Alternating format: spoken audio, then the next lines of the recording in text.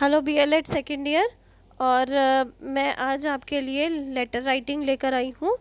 इसमें हम दोनों टाइप के लेटर राइटिंग करेंगे। So there are two types of letter writing, first is formal and another is informal. तो फॉर्मल लेटर्स हम पहले करेंगे। फॉर्मल लेटर्स उन्हें कहते हैं जिन्हें आप हिंदी में औपचारिक पत्र कहते थे, right. So these are written for the professional level. So for the professional level these are written, and mostly they are written for the directors, seniors, principals, editors of the newspapers and official government or officially written letters.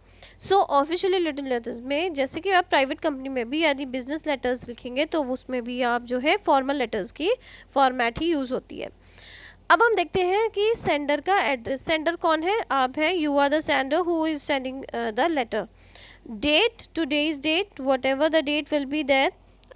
आपकी जो भी date पे आप paper लिख रहे हैं वो date आपने लिखी है।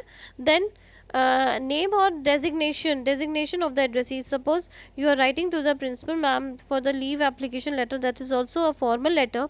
सो टू द प्रिंसिपल, राइट। सबसे ऊपर टू भी लिखेंगे। Address of the addressee.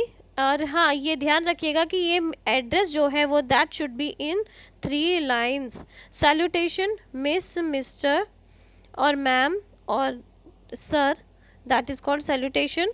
Subject लिखेंगे that you are writing the letter, it's a leave application और it's an application that you are applying there for any post. Body, यानी body में जो है उसमें 3 पैरा में होगा। In this three paras, first para will be introduction that I am a student of this class. और अगर आप अप्लाई कर रहे हैं, माई नेम इज़ ये and I came to know from the reliable sources the advertisement of the teaching post lying in your organisation. Then in second paragraph there will be more contents. The contents will be like कि मैंने जो है ये qualification अर्जित की है, और अगर आप लीव के लिए कर रहे हैं तो अपनी प्रॉब्लम लिखेंगे that you had fever since ये जो भी रीज़न है आपका। और उसके बाद कंक्लूजन में तीसरा पैरा जो रहेगा कि if you will give me leave I will be very highly obliged. और या फिर अगर आप अप्लाई कर रहे हैं तो if you will give me a chance I will prove my self. ठीक है, तो ये 3 पैराग्राफ आपने जो है इसमें लिखने हैं। किसमें? बॉडी ऑफ द टेक्स्ट में। अब फिर से रिकैप करते हैं। सेंडर यानी आपका एड्रेस, योर एड्रेस। डेट यानी टुडेज डेट, और name of the designation of the addressee to the that is manager और प्रिंसिपल, जो भी आपको लिखना है। एड्रेस ऑफ द एड्रेसी, आप अपना एड्रेस लिखेंगे, ये भी 3 लाइन्स में होना चाहिए।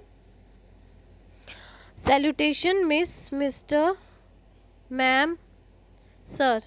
सब्जेक्ट, जो भी आपको लीव लेनी है या जो भी आपने प्रॉब्लम बतानी है।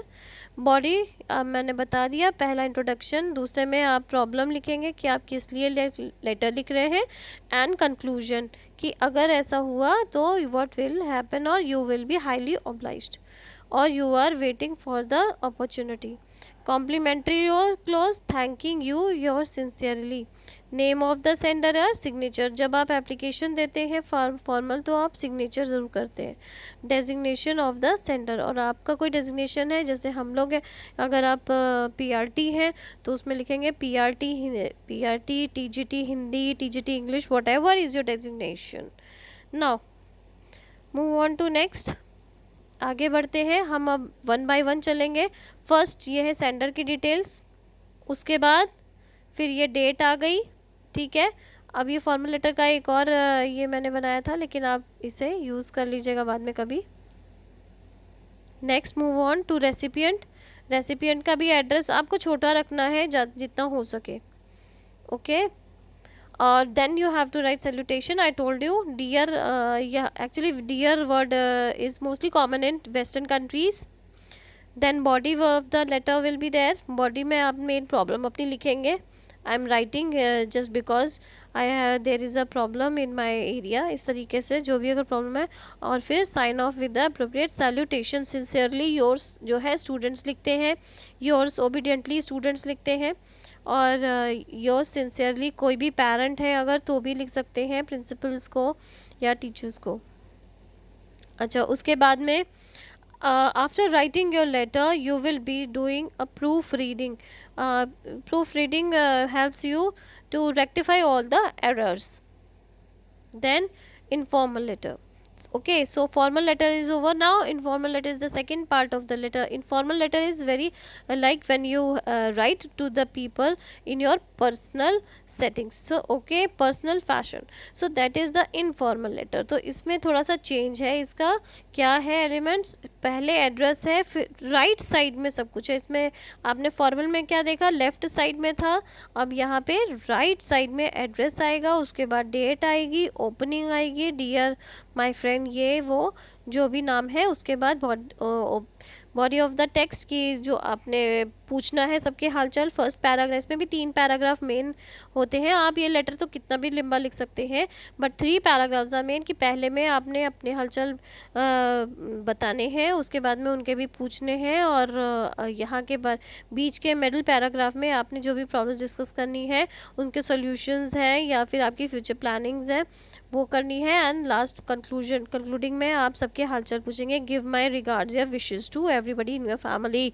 उसके बाद ये देखिए, ये इसका आप या तो फ़ोटो क्लिक कर लीजिए या फिर स्क्रीनशॉट ले लीजिए, या फिर मैं आपको ऐसा करती हूँ कि भेज देती हूँ इसकी एक कॉपी. ठीक है, so that will be available to you and easy for you to fetch out the notes. देखिए, this is the format of an informal letter. ठीक है, एड्रेस ऊपर है राइट हैंड साइड में देखिए, और डेट है, एंड आफ्टर दैट डियर, ये फिर ओपनिंग, बॉडी, क्लोजिंग. ये एक सैम्पल मैंने लिया था, इसको आप अच्छे से ज़रा नोट डाउन कर लीजिएगा. और इसमें एक आपको अपनी फ्रेंड को लेटर लिखना है during the lockdown, right. So you will be writing a letter for the lockdown period, and you after that when you will be showing me by WhatsApp. This is the sample teacher letter. This is very important and I have brought you. If it is not clear, don't panic, don't worry. I'm going to give you this one as notes also. मैं आपको ये notes में दूंगी, और आपने ये please अच्छे से या तो स्क्रीनशॉट ले लीजिए या नोट्स में से उतारिएगा. और टीचिंग पोस्ट के लिए अप्लाई जो करना है, तो आपने ये लेटर भी लिखना है. Okay, now this is the CV. First most the thing I must tell you, there are 2 types of applying in an organization or an institution. पहला है CV एंड दूसरा है resume. तो CV क्या है, जब हम freshly अप्लाई करते हैं, when we passed out the college and first time we apply, then we write it as a CV, curriculum vitae. And when we have done 2 or 3 many jobs and after that we are applying anywhere, so that is the resume. ये देखिए CV में क्या होता है. सबसे पहले एक तो ये CV के बहुत सारे फॉर्मेट्स हैं which are very much available on MS Word and which are also available on Google. So इस फॉर्मेट में मैंने देखिए ऊपर CV है, इसमें लेफ़्ट में इसका एड्रेस है. ये लेफ़्ट में जो है उन रिसीवर द एड्रेसी लिखा है, और राइट में अपना एड्रेस इसने लिखा है. फिर एजुकेशन है इन द क्रोनोलॉजिकल ऑर्डर, यानी कि छोटे से लेके फिर आगे बढ़ रहे हैं. इसने जो भी रिसर्च की है, डिसर्टेशन किया है, उसके बारे में लिखा है. एकेडमिक जो इसको अवार्ड्स मिले हैं, लैंग्वेज कितनी जानता है, पब्लिकेशन क्या है, तो ये सब इसने. टीचिंग इंटरेस्ट क्या है, टीचिंग एक्सपीरियंस अगर है तो वो भी लिखा है. आप भी लिख सकते हैं टीचिंग एक्सपीरियंस में योर इंटर्नशिप एक्सपीरियंसेस. ओके, तो यहाँ पर अब हम देखते हैं कि इसने जो है यहाँ पे ये एंड कर दिया है. अब हम जो है, आप अच्छा सा आपने शायद CV बनाया होगा, मुझे लगता है शिवम सर ने आपसे CV बनवाए हैं, तो आप मुझे ये बताइएगा कैसे आपने जो है बनाए हैं, और मुझे एक बार चेक कराइएगा प्लीज़. मैं आपकी Zoom क्लास भी लेना चाहती हूँ.